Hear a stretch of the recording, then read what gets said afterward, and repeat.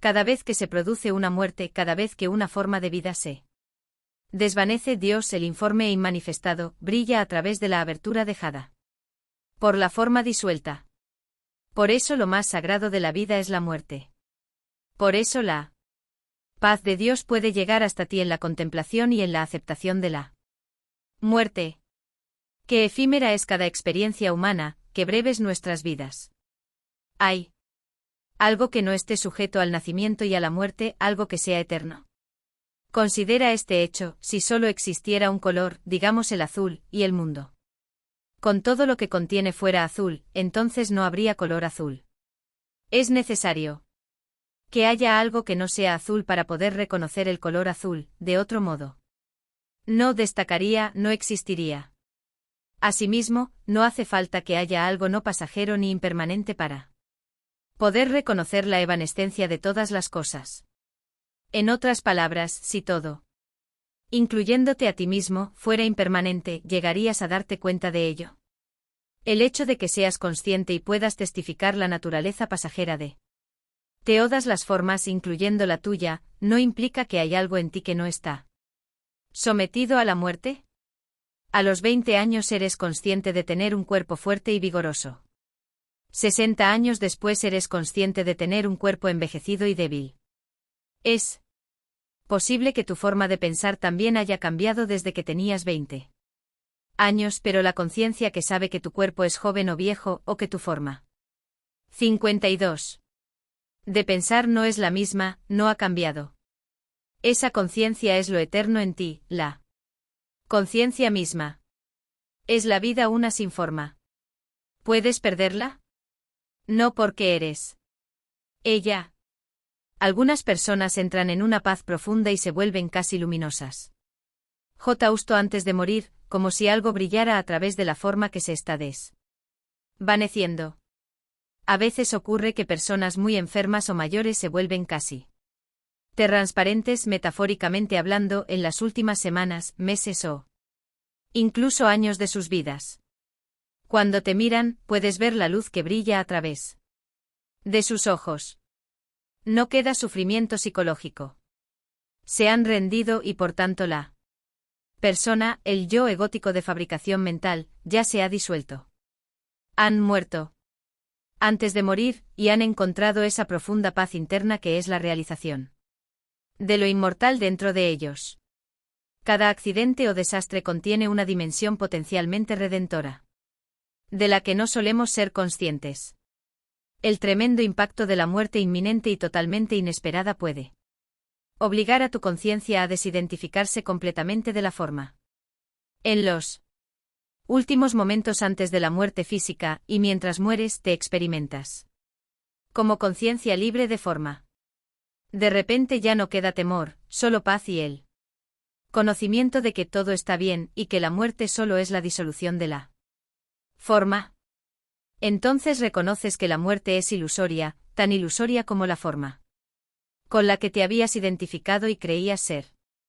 La muerte no es una anomalía ni el suceso más negativo como la cultura moderna quiere hacemos creer, sino la cosa más natural del mundo, inseparable de y tan natural como su opuesto polar, el nacimiento. Recuérdalo cuando estés sentado junto a un moribundo. 53. Estar presente como testigo y compañero en la muerte de una persona es un gran privilegio y un acto sagrado. Cuando te sientes con la persona moribunda, no niegues ningún aspecto de esa experiencia. No niegues lo que está ocurriendo ni niegues tus sentimientos. El reconocimiento de que no puedes hacer nada podría hacer que te sintieras impotente, triste o enfadado. Acepta lo que sientes. Después ve un paso más allá, acepta que no puedes hacer nada, y acéptalo completamente. No controlas lo que está pasando. Ríndete profundamente a cada aspecto de la experiencia. Tanto a tus sentimientos como a cualquier dolor o incomodidad que el moribundo pueda experimentar. Tu estado interno de rendición y la quietud que lo acompaña serán una gran ayuda para el moribundo que facilitará su transición. Si es necesario decir algo, las palabras brotarán de tu quietud interior. Pero serán secundarias. Con la quietud viene la bendición, la paz. Capítulo 10. Sufrimiento y el final del sufrimiento. Los budistas han conocido desde siempre la interconexión de todas las cosas. Y ahora los físicos la confirman. Nada de lo que ocurre es un suceso aislado, solo. Aparenta serlo. Cuanto más lo juzgamos y lo etiquetamos, más lo aislamos. Nuestro pensamiento fragmenta la totalidad de la vida. Sin embargo, es la totalidad de la vida la que ha producido ese suceso, que es una parte de la red de interconexiones que constituyen el cosmos. Esto significa que cualquier cosa que es, no podría haber sido de otra manera. En la mayoría de los casos, ni siquiera podemos empezar a comprender la función que un suceso aparentemente sin sentido puede desempeñar en la totalidad del cosmos, pero reconocer su inevitabilidad dentro de la inmensidad de la totalidad puede ser el principio de una aceptación interna de lo que es y nos permite realinearnos con la totalidad de la vida. La verdadera libertad y el final del sufrimiento estriban en vivir como si hubieras elegido deliberadamente cualquier cosa que sientas o experimentes en este momento. Este alineamiento interno con el ahora es el final del sufrimiento. ¿Es imprescindible sufrir? Sí y no. Si no hubieras sufrido como has sufrido, no tendrías profundidad como ser humano, ni humildad, ni compasión. No estarías leyendo esto. El sufrimiento abre el caparazón del ego, pero llega un momento en que ya ha cumplido su propósito.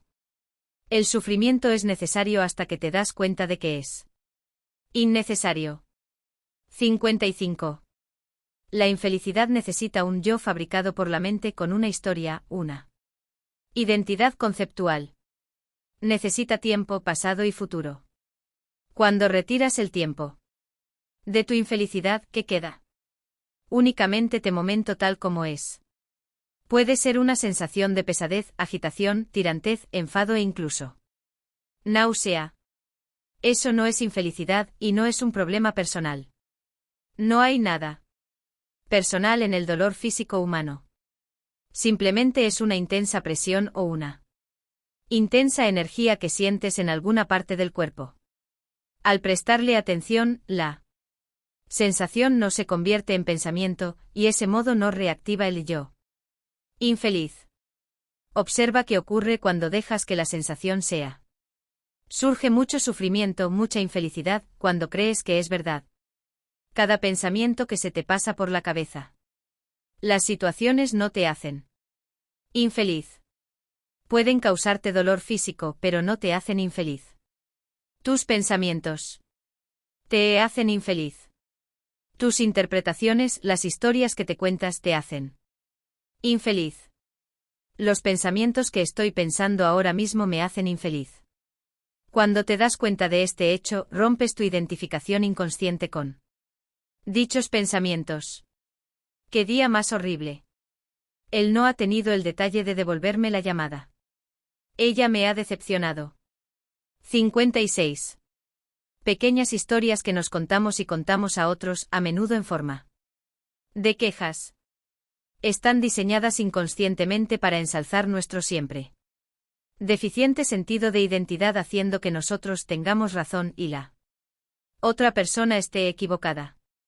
Tener razón nos sitúa en una posición de superioridad imaginaria, fortaleciendo nuestro falso sentido del yo, el ego.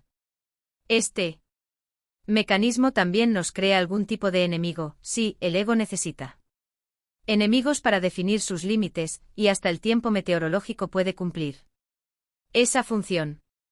Los juicios mentales habituales y la contracción emocional hacen que mantengas una relación personalizada y reactiva con las personas y sucesos de tu vida. Todo esto son formas de sufrimiento autocreado, pero no las reconoces como tales porque son satisfactorias para el ego. El ego se crece en la reactividad y el conflicto.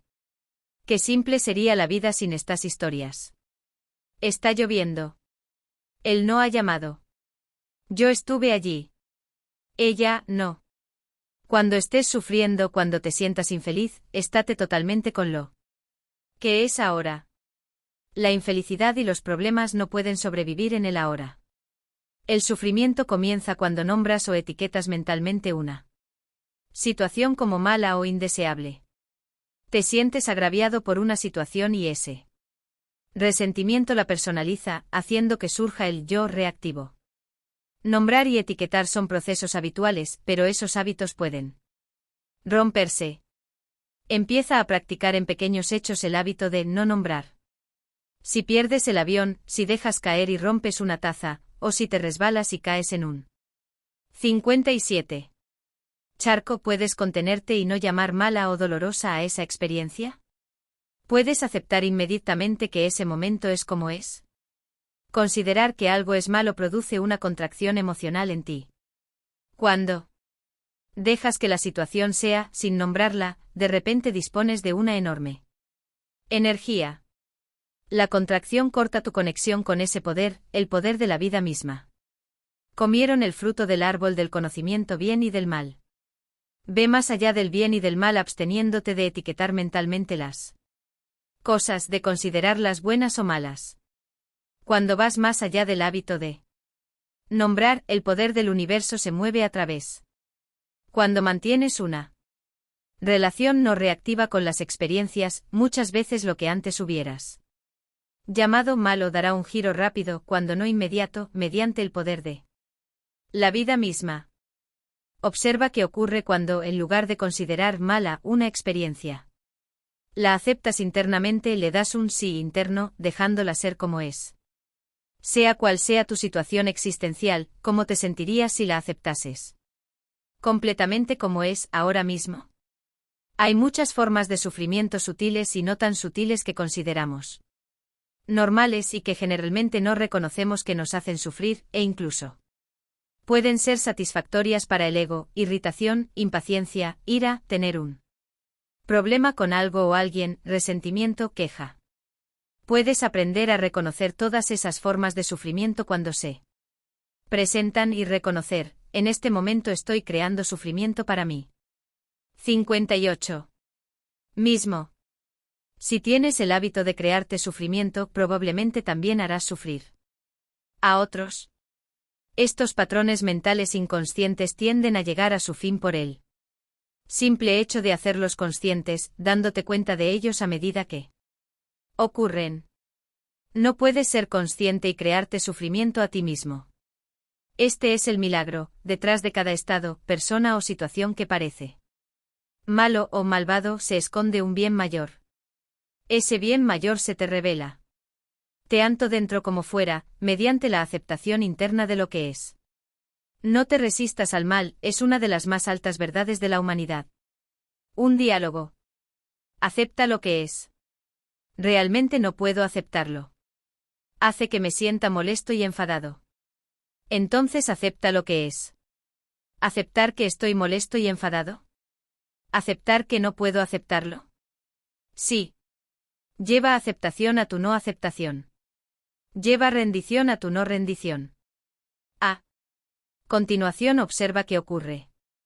El dolor físico es uno de los profesores más severos que podemos tener. Su enseñanza es: la resistencia es inútil. 59. Nada podría ser más normal que el deseo de no sufrir. Sin embargo, sí. Puedes abandonar esa actitud y permitir que el dolor esté presente, tal vez sientas una sutil separación interna del dolor, como un espacio entre el dolor y Teu, por así decirlo. Esto implica sufrir conscientemente, voluntariamente. Cuando sufres conscientemente, el dolor físico puede quemar rápidamente el ego en ti, ya que el ego está compuesto en gran medida de resistencia. Lo mismo es válido para la incapacidad física extrema. Ofrecer tu sufrimiento a Dios es otro modo de decir lo mismo. No hace falta ser cristiano para comprender la profunda verdad universal, contenida simbólicamente en la imagen de la cruz. La cruz es un instrumento de tortura. Representa el sufrimiento más extremo, la mayor limitación, la mayor impotencia con la que un ser humano puede teoparse. Entonces de repente ese ser humano se rinde, sufre voluntariamente, conscientemente, y eso queda expresado en las palabras: hágase tu voluntad y no la mía. En ese momento la cruz, el instrumento de tortura, muestra su cara oculta, también es un símbolo sagrado, un símbolo de lo divino. Lo que parecía negar la existencia de cualquier dimensión trascendental en la vida se convierte, mediante la rendición, en una abertura a esa dimensión trascendental.